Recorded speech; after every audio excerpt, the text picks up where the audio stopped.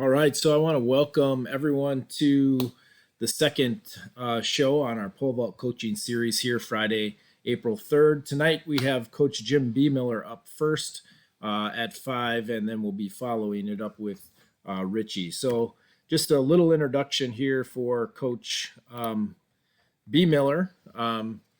Many of you may know him as an Olympic coach, coaching Tim Mack and Lawrence Johnson. He's also a National Pole Vault Hall of Fame inductee.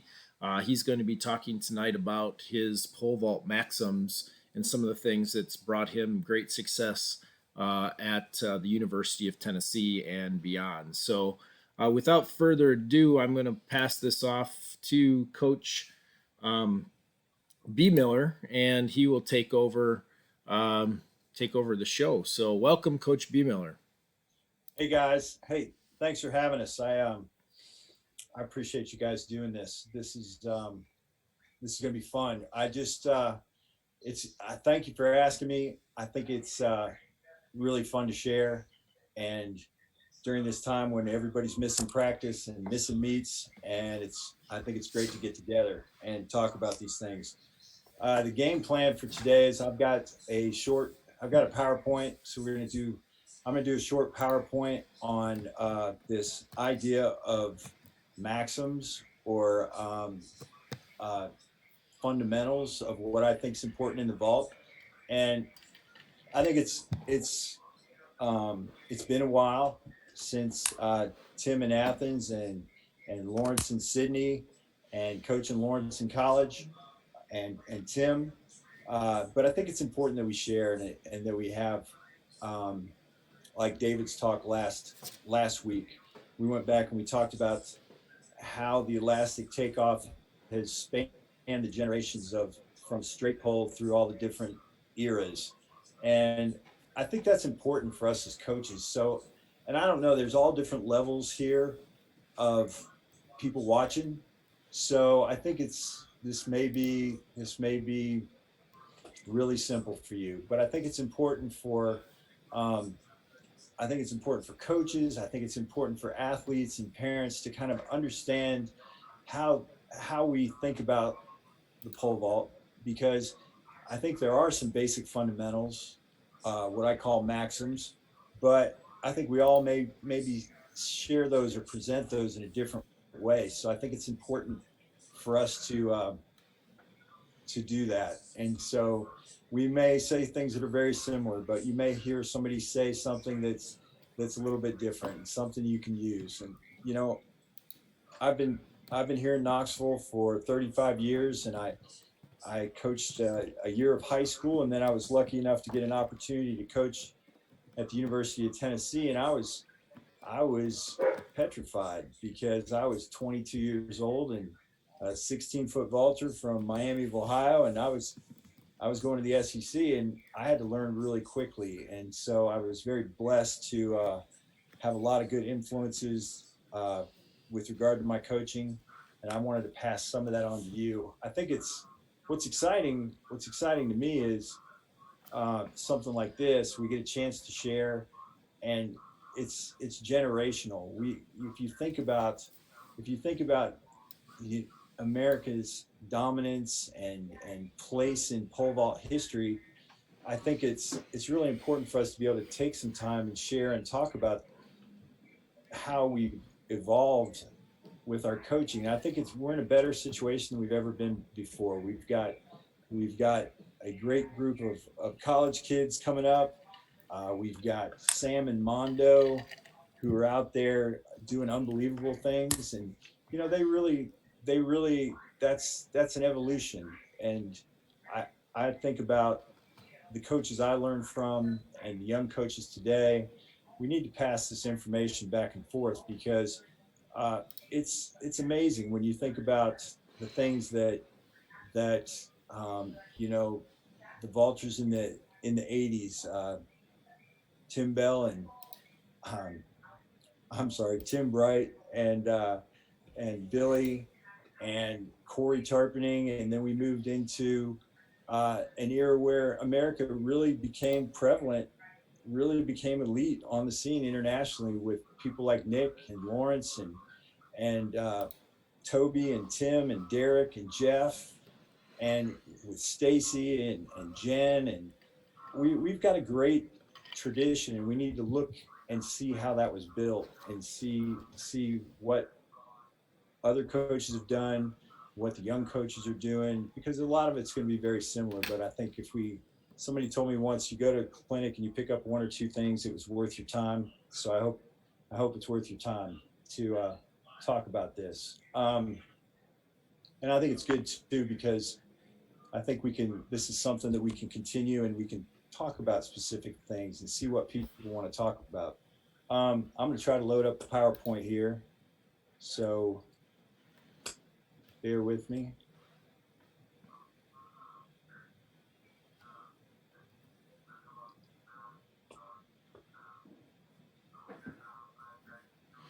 We're seeing it there, Coach. All right. Okay. So I was very fortunate to be able to coach Lawrence and Tim in college, and coach Tim through his professional career. And I'm giving you some of that background. I started at Tennessee when I was very young, and I had to learn on the fly. And the guys I worked for were really, really considerate. They said, "Yeah, you're a young coach, and you need to develop your system of how you're going to do things." And so Tennessee at the time was, I was, let me see. Can you put that on? Can you put that on presenter mode, Coach? Sure. Let's see. I'll figure it out. What's it look like now? I'm seeing your slide and the next slide on yours right now. I'll figure it out. Let's see. So you're seeing both screens? There you go. That's what I need right there. All right. How's that? Perfect. We'll switches.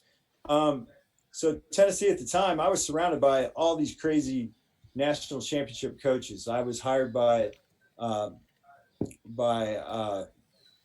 Stan Huntsman, who was just leaving, and I got to develop a relationship with him. And I was hired by Doug Brown and Bill Webb, and I was there during the Johnny Majors and Philip Fulmer and Pat Summitt era. And I got to thinking about that. I'm like, when I was a young coach, it made a huge impression on me.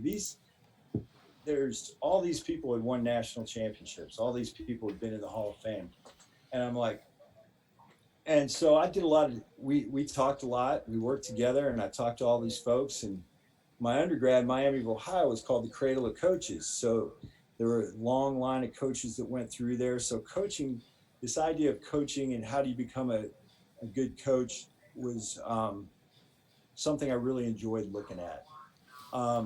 So one of the things I noticed was that all these great coaches, they tried to develop or make a system for what they thought helped them succeed.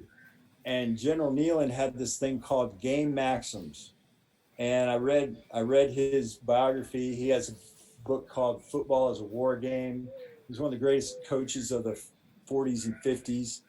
And Bear Bryant couldn't beat him. He hated it. But he was an icon in football, and he came up with a list of the fundamental things you need to do to win a football game. And so at Tennessee, that's a big thing. That's a big tradition, the Game Maxims. And it was the same thing with Coach Summitt. She came out with a book called Reach for the Summit, and she had a list of things she wanted her players to do, and hers was more personal. How do you respond as a person? And hers was called The Definite Dozen. And it's a book. It's called Reach for the Summit, and it's called The Definite Dozen System for Succeeding in Whatever You Do. And so that was something I became familiar with, and that was a big thing. That was a big part of her coaching. She had it everywhere. The kids had notebooks with it. They memorized it. They talked about it. So you get to see other examples too. If you're into coaching, you're going to see other examples. Some of you may have read this book. This is not about his 11 championship rings. It's about his 11 rings of his ideas about how to be a successful team. So, and I'm just going to blow through these real quick. The most famous one is Coach Wooden's Pyramid of Success, which has been celebrated around the world, and since the 30 or 40 years since he's retired, 50 years now, it's still used as a way for people to talk about elite performance and how do we succeed in that. So that got me thinking, and we even do it in business. We talk, if you look at the business research Jim Collins did in his Good to Great books, he takes all this research of these great companies that outdo their competitors, and he analyzes that research, and he comes up with the basic fundamentals or the basic formula or his strategy for success of how these companies did that. So I think we as coaches, or we as group leaders, there's always that. I had that ingrained. I'm just like, what do I really need to do here to be successful in the pole vault? And one of the things Collins says in his book, in his research, he says the biggest issue you have is that you cannot be inconsistent.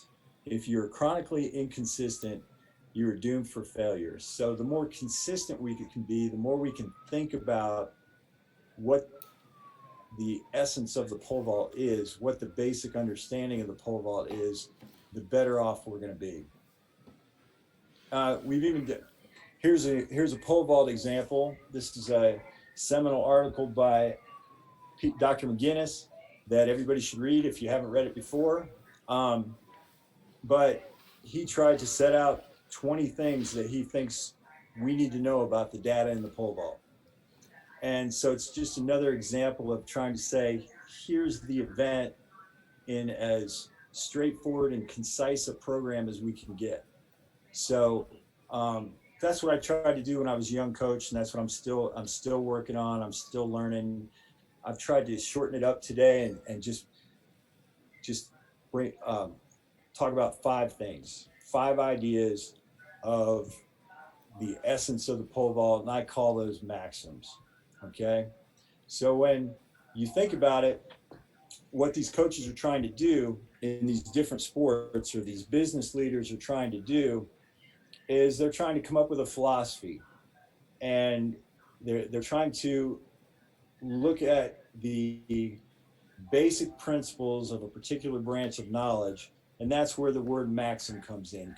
General Nealon used the term maxim for game maxims. So I've been using it when I think about these things, but it is a basic fundamental. What are the basic fundamental principles of a branch of knowledge? And then we were talking about this the other day, and I said, well, I'll take a shot at talking about the maxims again. And Greg Hall spoke up and he said, you're just talking about the critical points of the vault. And I think that's a good way to think about it. What are the most critical things that we see as coaches, or what are the most critical things we're trying to pass on to our athletes? So it's setting up a group of truisms that we can always rely on, that we can always go back to. I always think you are what you eat. And I think it's important for us as coaches to understand that we're all gonna see things. We all take in and analyze information differently. And we all have different methods of how we coach. Some of us just do what our coaches did with us. Some of us are all very scientific and we want to just do what the data says. Some of us always want to try something new.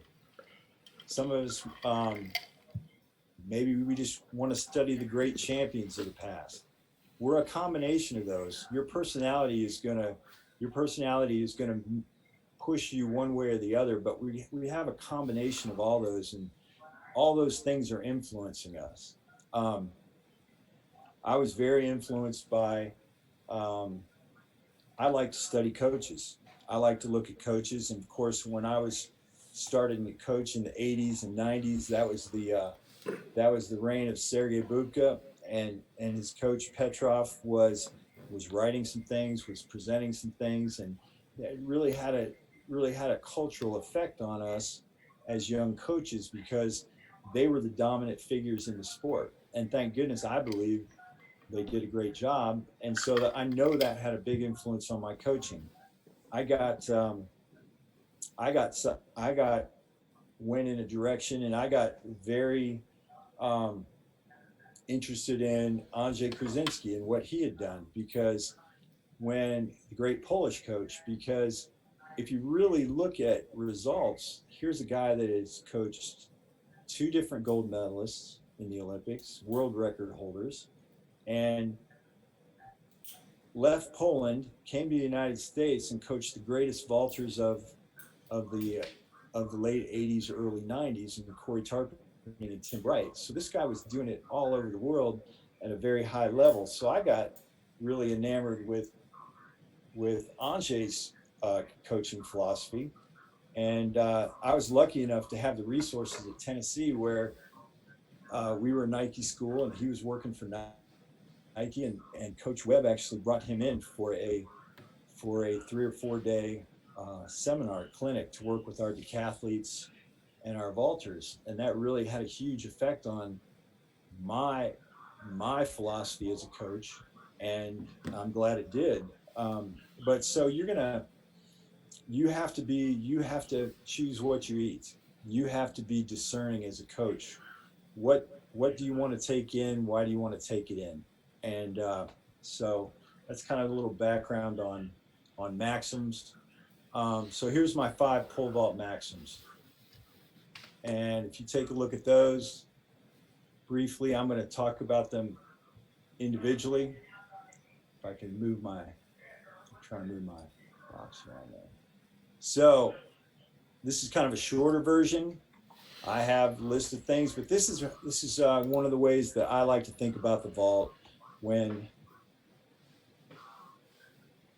how I like to think about the vault. So when we sit there and we watch a kid at practice, or we watch a kid at a meet, where does our mind go? What are the first things we go to? So here's my top 5. I'm going to start with pole speed, swing speed, and then we'll work from there. And if you didn't get a chance to listen to Scott and David's lectures last week, there's some carryover here, but those were great presentations. If you get a chance, go back and watch those. So the first one we're going to start off with, and pole speed, swing speed. And this is something I learned through pole vault development. I think through Greg Hall has really reinforced this with me. It made sense with all the research I did from different coaches and the scientific research. It's really a pretty simple event. This whole idea that if we move the pole to vertical and we swing our center of gravity as high as we can on the pole, that's the essence of pole vault. So when you watch a vault, and I think this is good for parents or young athletes, because a lot of times when I work with young athletes at a clinic, or even older athletes, sometimes they're very jumbled up about what they're trying to do. And I think this idea of, if you move the pole to vertical and you swing around your top hand, that's going to raise your center of gravity. So there's we've talked about the double pendulum, and this whole idea of there's 2 parts of sport. Okay, there's technique and there's tempo. There's are you making the right moves, and how fast are you doing it? And that's the most important thing about pole speed and swing speed, is that if we keep those simple ideas, that's what really allows us to grip higher on the pole, use a stiffer pole, finish higher over our hand grip. But is the pole moving to vertical, and is the athlete swinging efficiently on the pole? So that's when I look at a vault and I watch a vault is successful or a vault is breaking down, those are the first 2 places I go to. It's the same when we talk about the pole vault is sequential, and that's important. We have to push the pole first, and then we swing on the pole. And how we set up pushing the pole through takeoff is going to improve everything we do with regard to swing speed. if we don't set up pushing the pole well, and we don't push the pole well to vertical in a good position to swing, we're not going to be able to generate any swing speed. Dr. McGinnis gave a really interesting, I thought it was a really interesting talk that Greg invited him to talk at the Development Summit. And he gave this talk about, and he did a bunch of math that I didn't understand, and it was a lot of fun. But the essence of his talk was 80% of the energy generated in the vault is on the ground prior to takeoff. The other 20% is in the air, and so it makes a huge impression on me as a coach. Where should most of your time be spent? And there's a quote from Petrov there from back in the 80s, and he's saying, if you really want to jump high, how can you work on that 80%? Don't forget about the 20%. That's almost a quarter of the whole formula, but where should most of your emphasis be? So that really made a huge impression on me. So to generate the first half of that equation, to generate pole speed, we've got to, one of the basic strategies or basic fundamentals of the idea of pole vaulting is we've got to focus on the approach and pole carry. I call it the pole transfer instead of the drop or the plant. I think that just kind of makes you think you're going in the wrong direction. I'm thinking about transferring the pole so you can jump off the ground efficiently. But really, and Scott said this, it was his number one rule of his 10 things to do on the way to the Olympics. He said, you've got to focus on the approach run and how we carry the pole and how we get the pole ready to go through takeoff. There's no way around it. It's not sexy. It's not the most exciting thing for kids to do at times, but they have to learn how to run from a full distance. They have to learn how to have an active pole carry. That was another innovation by Petrov and Buchan. You've seen people gradually. David does a great job of explaining this, but we've started with the higher carry now. The pole's starting at between 70 and 80 degrees, almost vertical at the back of the run. At the midpoint, it's around 45, 50. Then as we get into our starting the planning motion, it's just a little bit above parallel. We have to practice the active pole carry. We've got to practice that, and we have to make sure we practice the grip correctly. I know there was some discussion during Scott's talk about what do we do with the left arm, what do we do with this and that. I think if you're gripping the pole with the correct width and you're carrying the pole correctly, that really doesn't become an issue. And the fascinating thing about this is, so the basic idea, the fundamental principle is we've got to get kids to have proper sprinting mechanics and have proper carry mechanics. And Richie's going to talk about sprinting mechanics in the next lecture. So, but that is one of the basic fundamentals of our event. It's a sprinting event. The pole vault is a sprinting event. And the fascinating thing is this concept of, because the pole is so cumbersome, if we can learn to carry it efficiently, and if we can learn to do that, we're actually adding energy to the equation. And the whole idea is, as the pole is dropping, it's building up momentum. So as one end drops, the other end comes up. If that's continually moving, you're adding to the top of the pole moving up. And if you're doing that, what are you doing? That is pole speed moving to vertical. So if we can add to that equation by carrying the pole properly, that's another element to the event that we're just scratching the surface of. Buka did it well.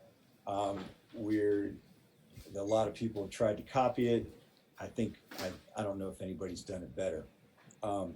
So anyway, we have to understand, from beginners to elites, we have to embrace running with the pole. We have to embrace wanting to run from long run. You can see Scott's a good example of that. Scott Kendricks has gone from 18 to 20 steps, I've noticed in the last few years. Lawrence went from 18 in high school to 20 in college. You're seeing athletes understand that every bit of momentum you can use, and if that's 2 extra steps, that's a great thing.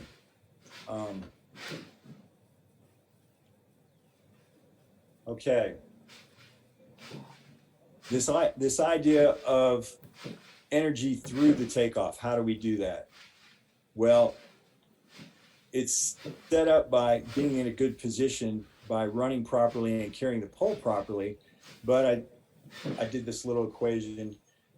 Energy through takeoff is important because that's where we transfer all the momentum that we had in our approach into the pole to move the pole to vertical. Okay, and we want to do that in a good position so that we're ready to swing.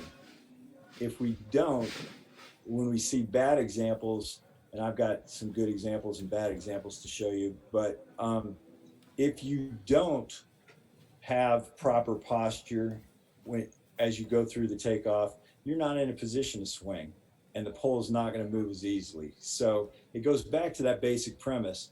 Are we going to move the pole efficiently? Are we going to swing efficiently? To do that, we have to have proper posture and plant mechanics. I teach a very simple plant mechanics. I teach a very straight line plant mechanics. I think I'm going to refer back to the other lecture because I thought it was good, and I think it's good that we have a lot of commonalities. Our connection to the pole is the top hand. The top hand is where we move the top of the pole to vertical. That's where we put energy into the pole. And it's also the axis which we swing around. So when I coach the vault, it's very top hand dominant. Is the top hand moving? Is the top hand pushing the pole through to vertical? And when people are saying, well, what should I do? I've heard all different things throughout the years. My coach told me to drive as hard as I can into the box. I'm going to push as hard as I can and bend the pole as much as I can when I go through takeoff. And that's how I've been taught. Or I've been taught to push straight out with my left hand. So I hear these different things, but when you think about those examples, that's counterproductive to what we're trying to do. We're trying to push the pole from the moment it hits the back of the box. We're trying to push it towards the crossbar. We're not worried about bending the pole. The bending of the pole is going to happen naturally. So if we push the pole towards the crossbar, how do we get in a good position to do that? Well, we're extended through our top hand. Our foot is directly underneath our hand. We're fully extended and hollow where both arms are pressing up against your cheeks. Do we use both hands at takeoff? Yes. Yes. Do we start the pole bending with both hands? Yes. Your bottom hand can be a very strong factor in the takeoff to initially start bending the pole.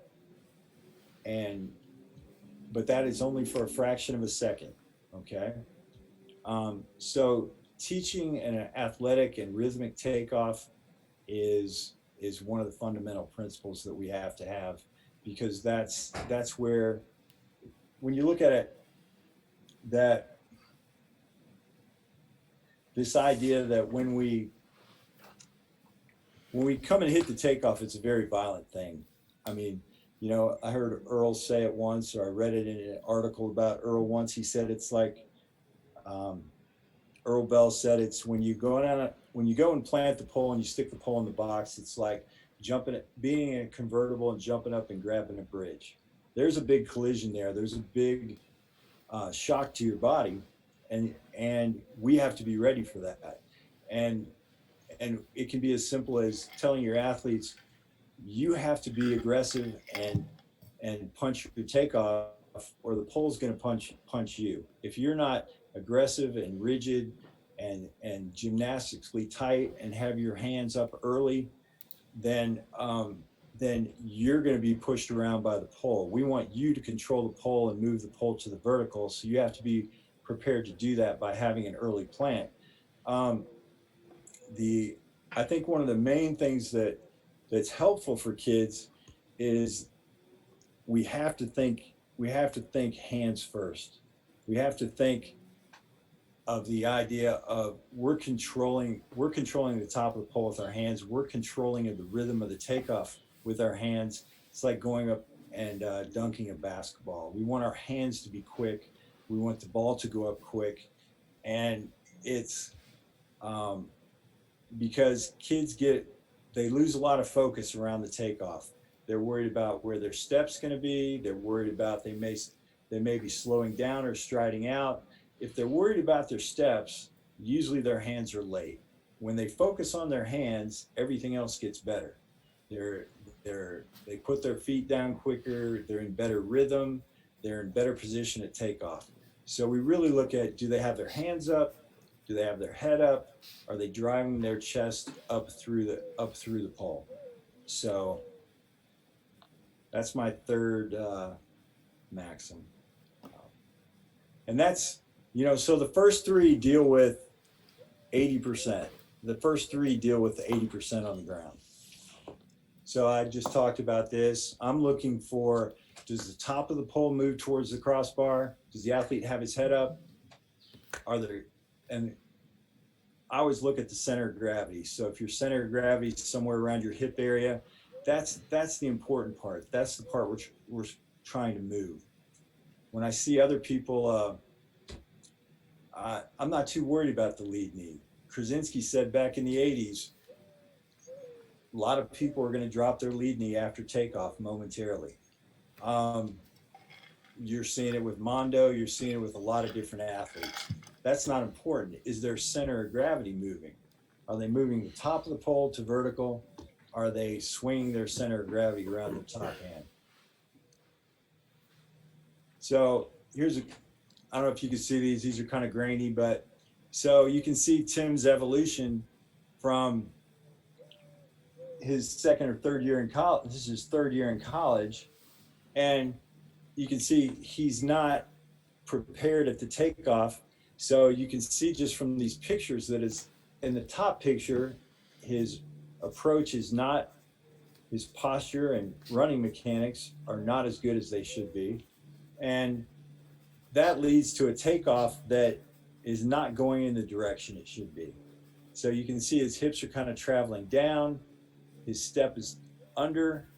The top of the pole is behind him, and it's not moving towards the crossbar.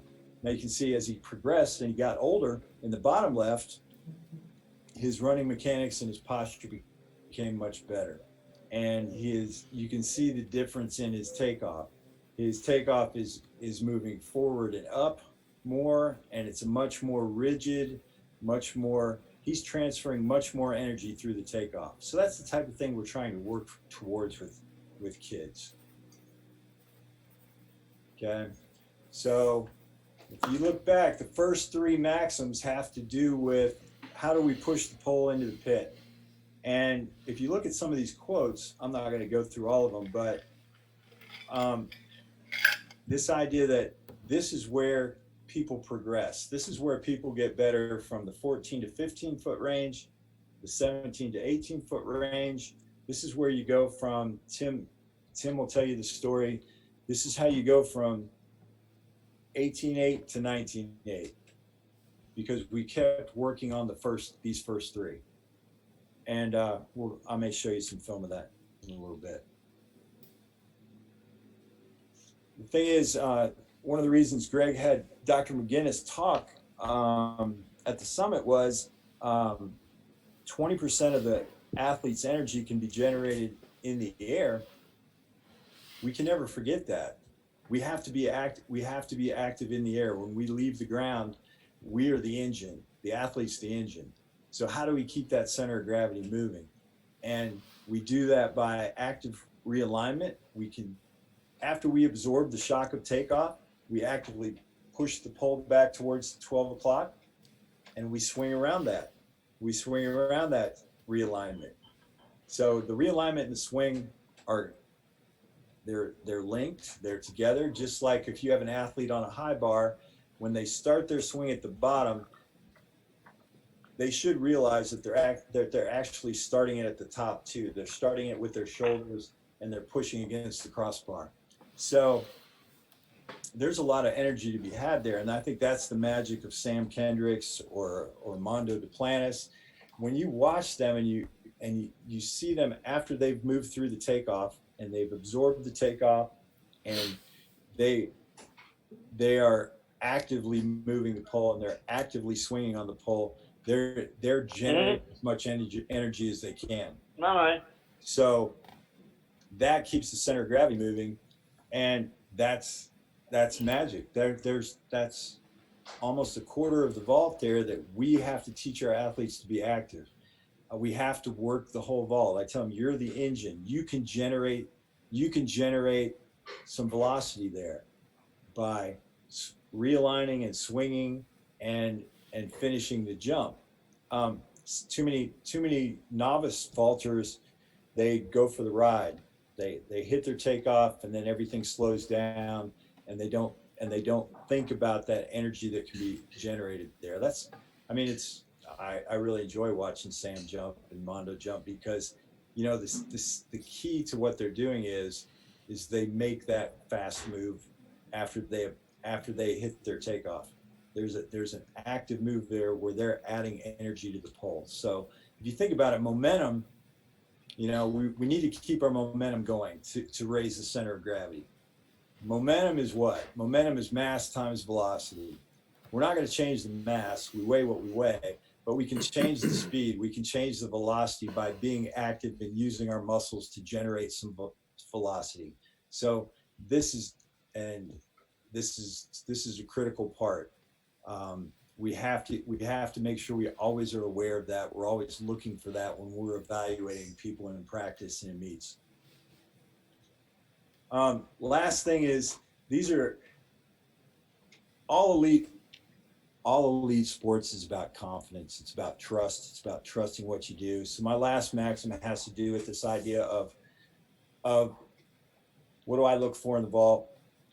I'm looking for strong positions. I'm trying to eliminate weak positions. So it starts from how they grip the pole, to their posture, to how they're hitting through the takeoff, and then are they actively swinging with the pole? You see a lot of athletes, they don't understand that it's them and the pole. You have to finish your swing and turn into the pole. I think that's one of the key things we can teach younger athletes. A lot of younger athletes turn late, or don't turn into the pole, or don't turn into their top hand.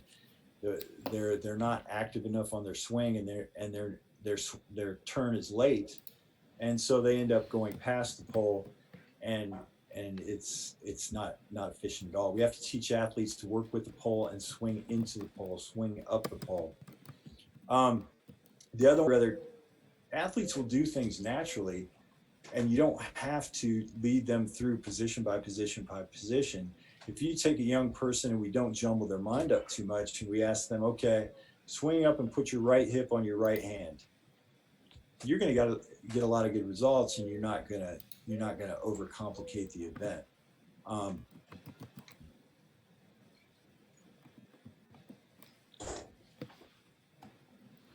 Guess I could go back. Okay, have I bored you to death? Get that off of there.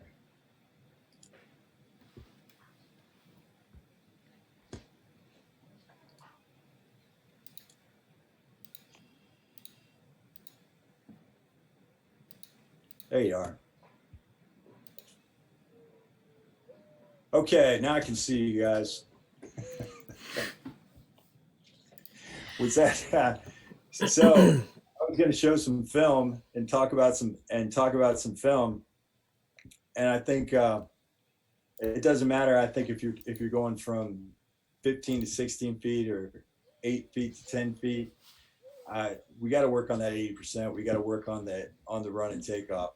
we've got to teach kids the basic principles of, we got to push the pole and we got to swing on the pole. A lot of kids, they don't understand what's the point here? What's the major thing we're trying to do?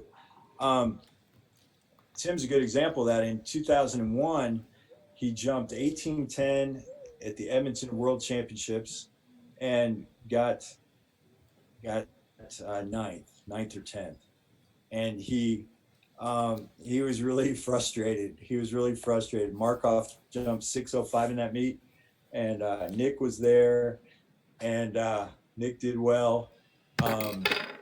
He was really frustrated because Markov had just jumped like the second highest jump ever, and he was taking off at 14:10, 15 feet, and Tim was taking off at like 12:6, and he was on the smallest pole, and he was very frustrated. And I've got some film of that. I've got a little progression if you guys want to see it.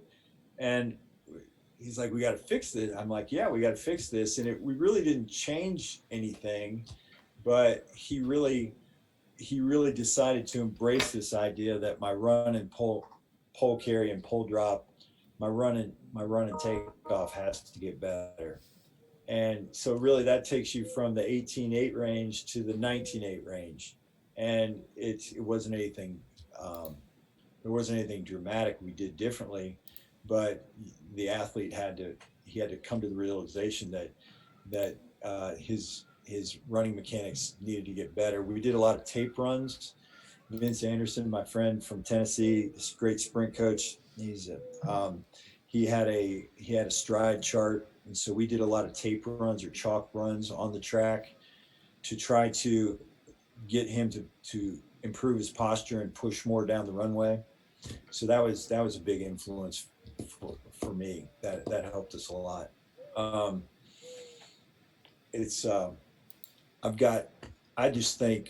think when you watch, I don't want to watch a bunch of my old stuff, but when you watch, like, here's I'll put this up. Here's Mondo, and you guys are welcome to chime in or ask questions. I don't know how Joel wants to do it, but here's Mondo back in high school. And what do you guys see now? Do you see that? Yep. All right.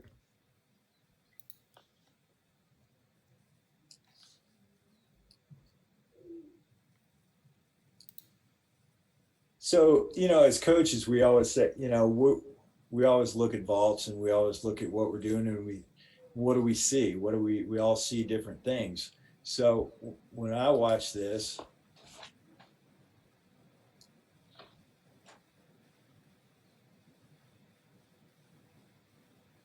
I see a guy that is the guy that's accelerating through the jump. I see a guy that still has stuff to work on, but it's an exciting jump because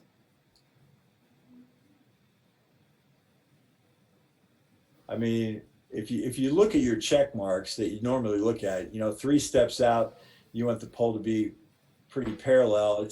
It's pretty low compared to most vaulters, that we would look at.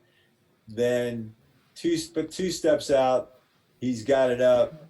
Most of us, when we're coming off that second to last toe, we want the pole above our heads or above our forehead or above our head here.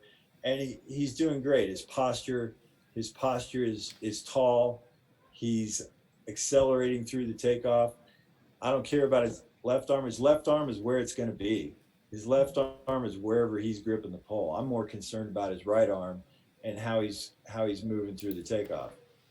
He's under, the pole's hitting him. He's got to absorb the shock, but he's very active here. So he's getting pulled off the ground a little bit, but he's confident. He's got his hands up, and he's going to actively move through that third maxim. He's going to push through the takeoff here and watch his right arm. His right arm goes goes to 12. And so he's doing both. He's realigning with his arms and he's swinging with his legs at the same time. And that's missing from most vaulters. And that's the magic to me of when I watch Mondo or Sam is they do it differently, but they're both accelerating through the jump and they're both uh, moving the pole as fast as they can. So you see he's already turning. He's turning before his hips pass his top hand.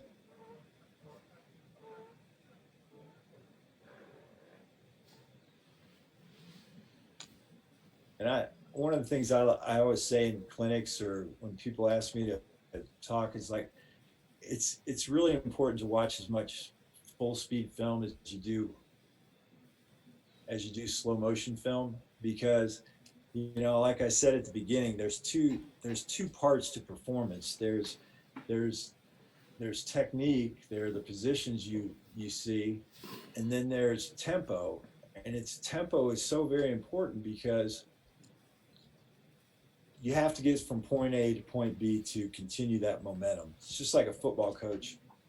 If they want a player to get from point A to point B and make the tackle, there's two ways you do that. You can do that with technique, or you can do that with speed, with tempo.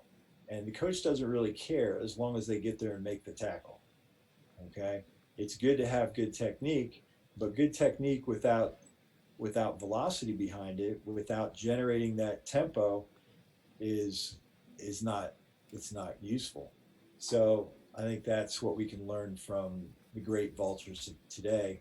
That's what we can learn from. I mean, that's Lawrence was a big guy, but he was very good at accelerating through the jump. Tim had a very fast swing speed, and it's a component of the jump that I really think we need to teach at a younger age. How do we be active on the pole? Let's see who else we got here. Who you seeing now, Joel? I'm seeing Mondo's video still. Okay. Let me switch over to. I'm going to chime in real quick, Coach, just since you kind of covered the Maxims, and I got a few questions that kind of relate to that before you shuffle into the video here. So you talked about pull, grip, and carry. And you said, you felt it's important that they have the correct pull, grip, and carry. Can you explain that a little bit more? What you feel is correct pull, grip, and carry? Yeah, I think it's kind of fun to do here, but so we're talking about a sprinter's posture, but we have to run even more vertical than a sprinter, because we have to be as tall as we can when we hit the takeoff. Plus, it's important to have good tall posture, because we've got to manipulate the pole. We've got to balance a really heavy object. So I'd like to see athletes. You can see Mondo is a good example here, of being very tall in their approach with their hips up and their shoulders up. When you talk about carrying the pole, I mean, the basic way to think about it is we want to carry the pole like a sprinter. And so as we're sprinting, if we would just stop our sprinting motion and we stop there, my right hand is by my hip, my right hand is my top hand, my left hand is here. And if I move that over and put it underneath the pole, that's the basic carry that we need to have. So think about yourself as a sprinter. We're gonna use sprint posture, we're gonna use sprint mechanics, but for the sake of what we've got going on here, I really try to teach people that it's really an extension of your natural running motion. So your right hand is going to be close to your hip, your left hand is going to be 4 or 5 inches from your chest. You're going to keep your elbows in like a good sprinter. You're not going to have your elbows out here. You're not, because that's not how a sprinter runs. You're going to get your elbows underneath and close to your body like a sprinter, so that you can support the pole, and your hands are really supporting the pole. People say, well, what about, you see a lot of people carry the pole like this. A lot of high schoolers or beginners carry the pole like that. A lot of people do that. The bigger the pole you use, the heavier the pull, the harder that gets. You see, Derek used to do that, but he was a really big guy. I would I would say you're better off putting your hands underneath the pole and supporting the pole. And like I said, at the beginning of your run, the pole is 70, 80 degrees close to vertical. As you hit your midway point, it should be gradually dropping, but it's 45 to 55, depending on the speed of the vaulter. As they go into those last three steps, it's just barely above horizontal. And so we can watch those things as coaches and watch those things happen. Now, as we come into those last three steps, as that three steps out, as your left is coming down on the track, your hands need to be moving. So as you're approaching those last three steps, your hands have to be underneath the pole and moving the pole. So your hands have to move. Two steps out, your hands are going to be above your head, above your forehead. And on your last jump, you want to extend your body together with your arms. Okay, you don't want to just throw your arms up there and be static. You want to push up through it like you were doing a layup in basketball. Here's a, can you see Sam now? Yes. Okay. I was probably doing all those hand motions and you probably couldn't see any of that. No, we could see it. Oh, you did? Yep. So here's Sam. Different style than Mondo, but super effective. And take a look at that.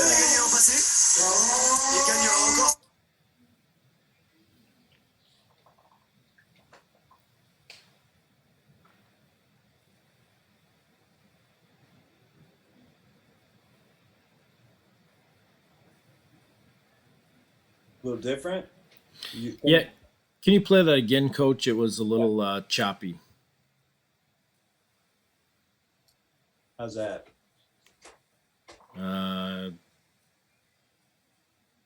This is better, yes.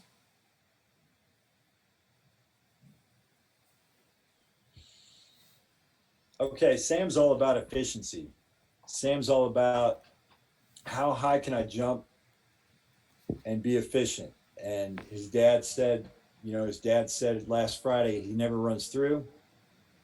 He jumped the world championships on one pole. That's as fundamental as you can get. That's how dialed in that kid is. And I think it's fantastic. And when people when you see this jump, what I see is somebody that's been very patient and very gradual and worked on the basics of the jump. He's gradually moved his run back. He's gradually moved his grip up. It's all about pole speed and swing speed. He's not worried about being on the biggest pole. He's worried about, can I efficiently move that pole to vertical and swing as fast as I can? And people can say, if you were going to be, I've heard people comment like, well, he throws his head back. I'm just like, that's not the point. The point is, what's his center of gravity doing? You're looking at the wrong thing. So the point is, if you're looking at swing speed, there he's got a nice elastic takeoff, like David said. He's got his left hand above his forehead. He's got a big, he's extending through the takeoff. He's got a big stretch here. I don't really care too much about what people do with their lead knee, as long as they can start their swing on time. And so he goes from power through takeoff to, now he's going to watch the right arm. He's going to push the right arm to 12 o'clock. And look at his center of gravity move. There is no stopping. There's no pausing there. So he goes from a nice stretch takeoff straight to his swing. And if you look at his center of gravity, if I can press both buttons at once.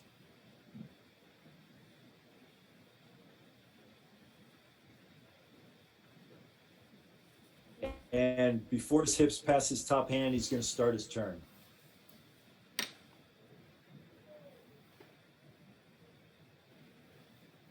and it's the most efficient jump in the world.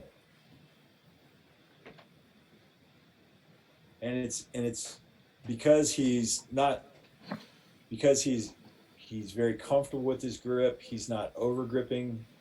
Um, he finishes every jump. That makes him very dangerous if it's not perfect conditions, or if he may not be feeling the greatest, but he's got a vault that's built to last, because it's just two basic things: push the pole, swing on the pole. And um, I think as we go on through this series, after we talk about the big ideas, then we can talk about what drills you use to do that. We did very limited drills. Um, I was a volunteer coach for a lot of that 25 years, and so we had to be very bare bones about what we did. We didn't have a lot of time, 2 days a week. I forgot to put the chat box on. Is anybody asking questions? No, we got we're doing pretty well. We have e- another question that came in that talked about you talked about getting your hand back to 12 o'clock. Like, is there any drills that you can talk about to help prepare athletes to be in time with getting that top hand coming back to 12 o'clock, or is that just a skill that's acquired with lots of jumps? Well, I think it becomes if you give the athlete something to do, or give them the idea of what they're supposed to do. I think you can do that from shorter approach. I think you can do that.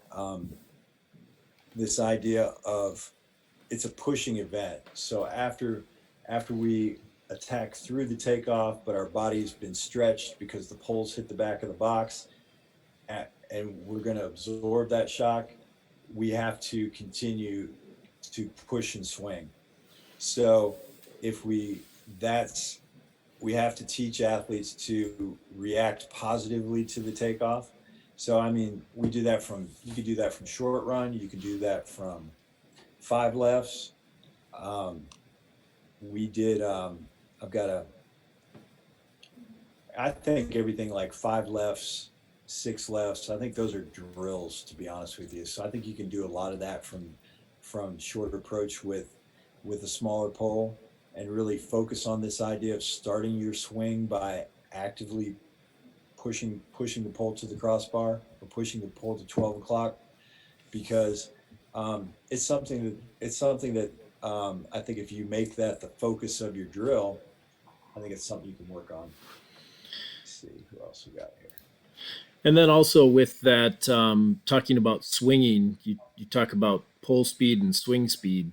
Oftentimes, you might see younger high school athletes who try to swing right off the ground, though, and that becomes an unsafe scenario.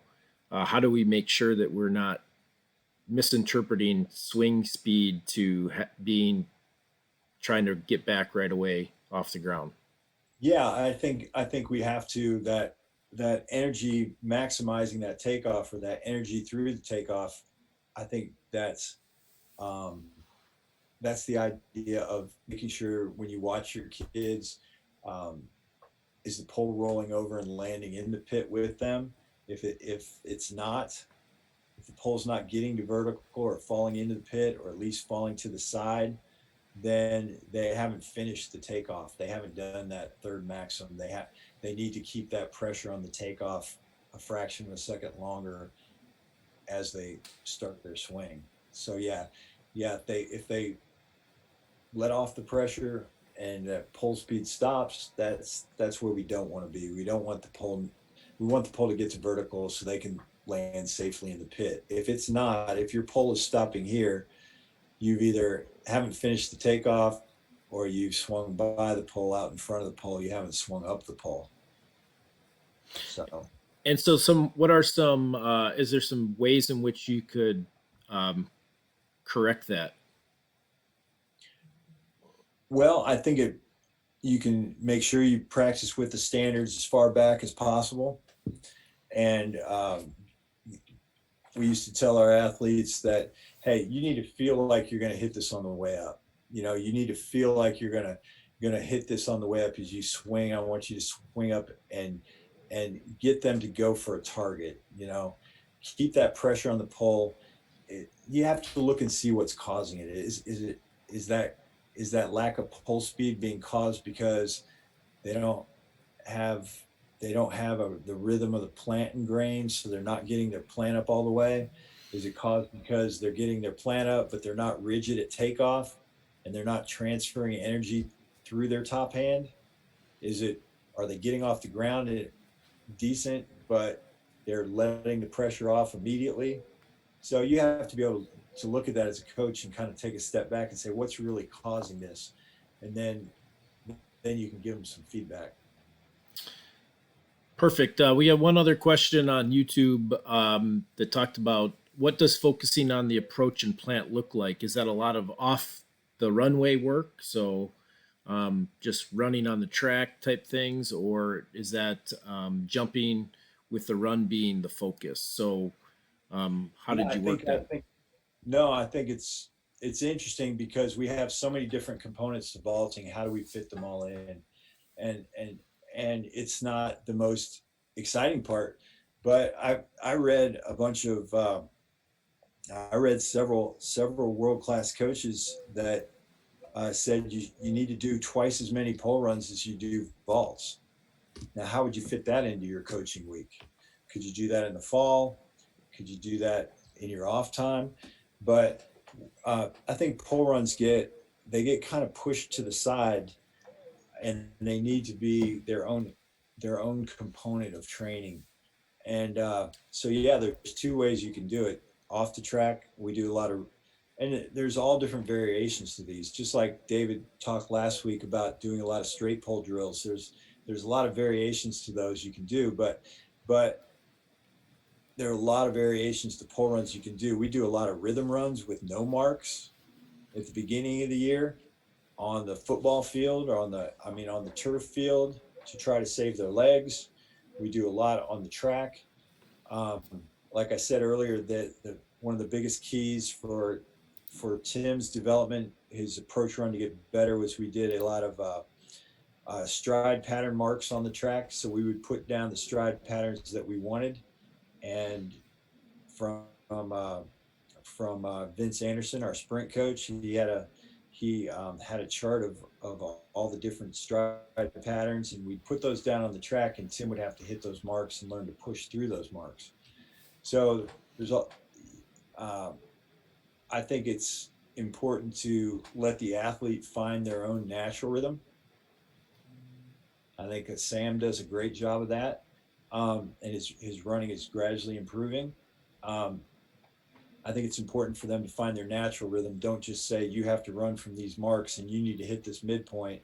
You need to help them find their own rhythm, and don't make them hit a mark. They should learn to run naturally through the approach.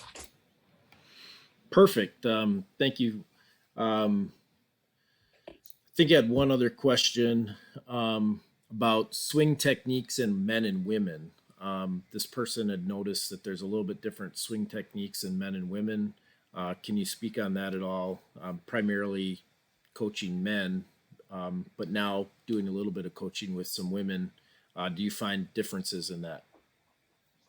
Yeah, it's really interesting. Yeah, last year I worked with a really neat young lady, Kelsey Abbey. She was coming back from foot surgery, and she'd made the finals in Rio, but she was kind of starting from scratch. And I think I don't want to make the big generalization that men are different than that do different things, but I think women kind of have a different background. Like, she had a really strong gymnastics background, and she wanted to kind of swing.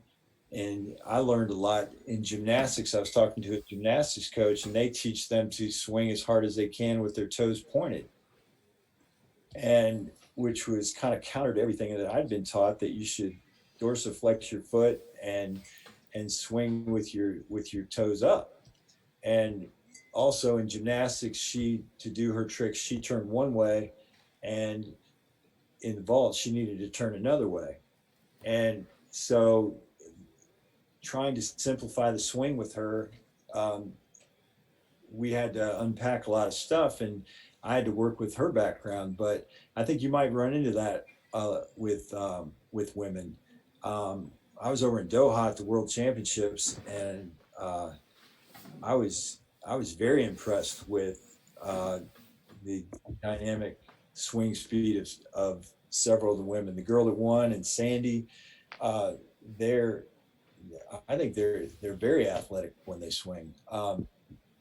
I think what I've seen is some of the high school girls and some of the high school footage is I think we have to they get in I think high school athletes, both men and women, but I see it a lot in the girls. They seem to get they get a little bar conscious, and they get away from the pole when they swing, and I think that's more difficult. Their center of gravity may be a little bit lower, and they may not have the shoulder strength. But you got to think about it. Can we teach kids to swing like on a high bar? And women know how to do that. They know how to do that in gymnastics, and they can do it in gymnastics. So we ought to be able to teach them how to do it in pole vault. Perfect. We got probably about 10 or 15 minutes maximum left before we need to shut down the session and prepare for the next one. So I'm not sure. Do you have any other video you'd like to share with us? Sure. Oh, I got video all over the place. Let's see.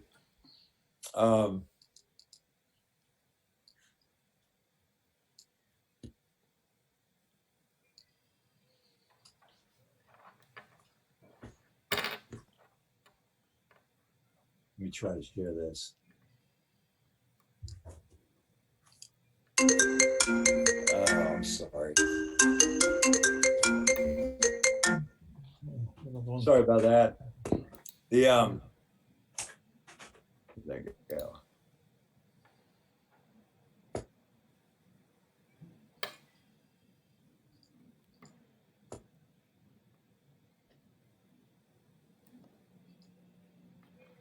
I'm going to pull up another one. All right. Okay. So we had a question about.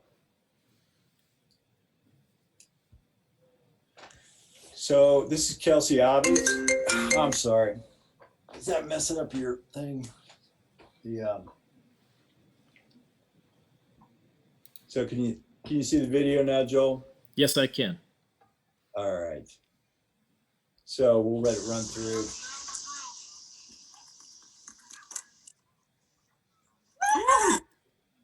Okay, so this is like 5 lefts, 10 steps, short run drill. Maybe that'll generate some questions, but we're working on keeping the pole tip moving through the takeoff. And this is a great, I really like this jump. I think this is a great drill. I think she's doing a lot of things right. She's, the pole tip moves. She's got good posture coming through. Does she accelerate through that realignment portion like Sam and Mondo? Maybe she could get some more energy there if she did that. But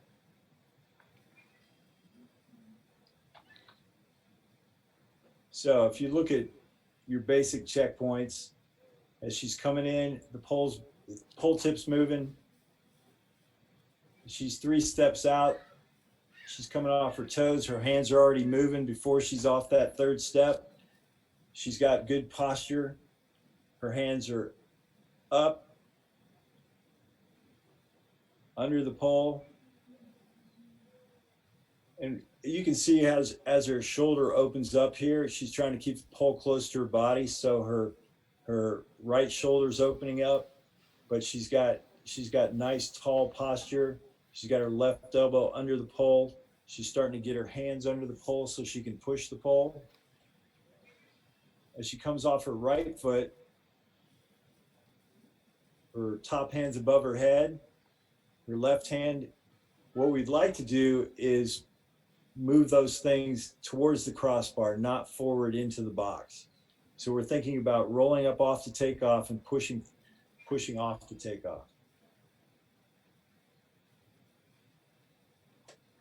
So as she comes off her toe, she's got her top hand pretty well, her takeoff foot under her top hand.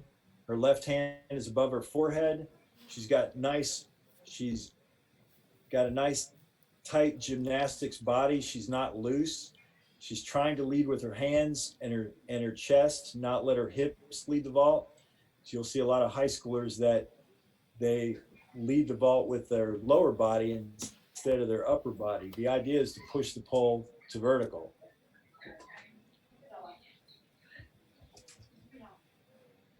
Now, you can use both hands, but here as you finish the takeoff,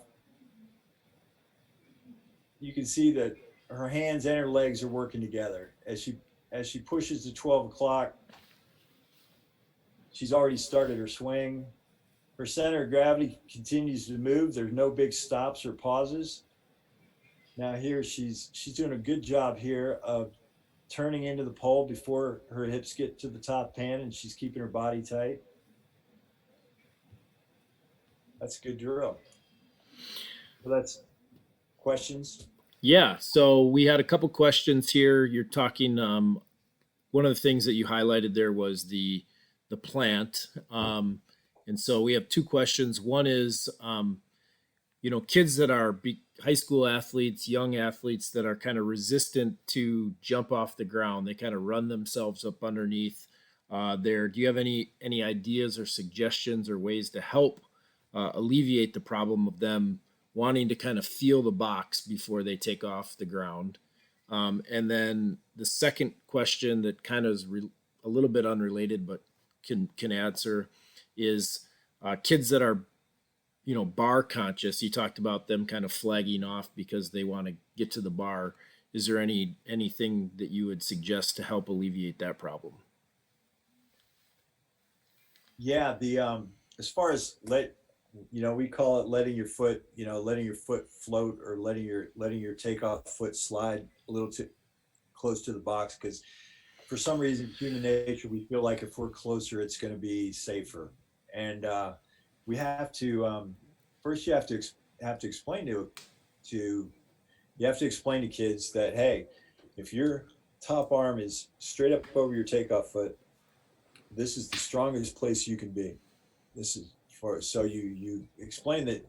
Maybe that makes some sense to them, but you can see here, I don't want her sliding in too. She's getting used to having her foot underneath her top hand, so we put a little towel down there, and maybe you could do that from short run. I don't like to introduce that to young people right away from long run, but you can put a little towel or washcloth there, or t-shirt, and give them some room, give them some leeway. Like Coach Kendricks said last Friday, he said, underneath your top hand is optimum, but there's always going to be a variation. So if they're 6 inches under, they're still in their window of opportunity, and you can gradually move that back. We use the t-shirt here to get her to get used to having her foot farther out than she's comfortable with. But so that's one trick, but I would do it from straight pole, short run, short stuff. Try it out. Perfect. So another question is initiating the turn. Yeah. What part of your body initiates that turn? Is it the top arm, the bottom arm, your hips, your feet? How would you coach that? Well, I think everybody's different. I think, like Kelsey, every kid has their own experience. I think a fun way to teach it is give them something to do or some place to go. You want to keep you want the athletes to stay tight, gymnastics tight, squeeze their butt. And what works with a lot of the kids is just say, I want you to swing as fast as you can, and I want you to put your shorts, put your right hip, make your shorts touch your top hand. and have them experiment and figure out how to do that, because I think it's I think it's better to give them a target and let them try to learn how to do it naturally, and then give them some feedback, instead of just saying, okay, you're going to do this with your arm and then this with your leg, and give them something to do and go for it. And then you can start to give them some more feedback. But um, you know, I think personally, I think it starts with your shoulders and your hips. Those are your two big joints. So I think it starts as your hips pass your bottom hand. You should be you should be turning into the pole. Your whole torso, your from your hips to your shoulders, should be turning into the pole. But I like to say right hip, right hand for right-handed vaulters. Perfect. So we're getting close to the end, and one of your highlights is being able to coach at that Olympic level. So I want to just throw out a question or opportunity for you to share a little bit from that experience that you had. One of your greatest memories or major takeaways from being at that level, and share with our audience, you know, a memory or two or things Yeah, from that experience in your life. yeah, I was very blessed, and to have Lawrence make the '96 team as a senior when he was a senior at college at Tennessee, that was and set the American record. I I was it was fun to coach both of those guys because they were so different. You know, one was a 13.6. Tim was a 13.6 high school vaulter, and Lawrence had jumped 17 when we signed him. And just to it was a lot of fun for me to um, work with two different kids like that. And you know, when it comes down to that Olympic experience, the fun part is it's the kind of the hay is in the barn, and it was fun to see Tim. At that point, you just want to. It's a confidence thing. You're just working on their confidence. So everybody else during the Olympic final, everybody's trying to decide if they want to pass or not. And Tim's like, we already made this game plan, and I'm not switching. And that was a lot of fun for me. That he had so much confidence in what he was doing. The other thing that really struck me when he won, they said, "Oh, he's not celebrating enough," and he's not celebrating. And he was so locked in. Greg was sitting next to me, and I told Greg, I said he's not done jumping. He wants to jump 6 meters.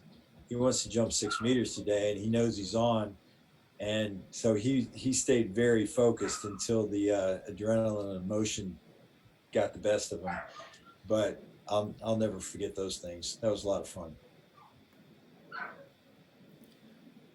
Um, Perfect. So I want to take just a moment to thank Coach for putting together this presentation and spending over an hour to share his knowledge with us on his pole vault maxims. I know he's been a huge influence on me as a coach as well. So I want to say thank you for that. And we have lot of participants again here tonight. So I'm gonna just quick give a promo to our next speaker, and Richie will be joining us here shortly at just a second. I'm still trying to get my screen stuff worked out here, but you should be able to see. Um, Richie will be joining us here at 6:45, so you'll have an opportunity to step away and take a quick bathroom break, and then come back and see Richie talk about the elemental sprinting and related PV issues, posture, hip action, and motor control. So, um, to all of you that joined in for this talk, I want to say thank you. Next week, we will be having two more coaches be joining us. We'll have Todd Lehman and Tim Riley. So, Todd is the associate head coach at Grand Canyon University in Arizona. And Tim is the Northwest Pole Vault Club coach out of Seattle, Washington. So both of them will be bringing some very valuable knowledge to us next week as well, April 10th at the same time. So please join us for that talk as well. Thank you very much to everyone for joining in, and we'll hope to see you all for Coach Richie's talk here in just a little bit. Thanks, Joel. Thanks, everybody.